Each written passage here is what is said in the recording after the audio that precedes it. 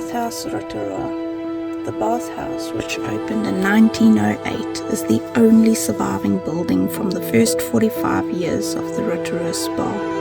The building represents the New Zealand government's first major investment in the tourism industry and is readily recognised as an iconic symbol of the city of Rotorua.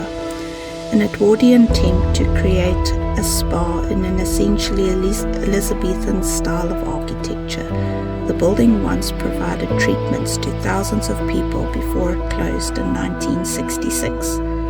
Today, the building, classed as a highly significant by the New Zealand Historic Places Trust, houses the Rotorua Museum of Art and History.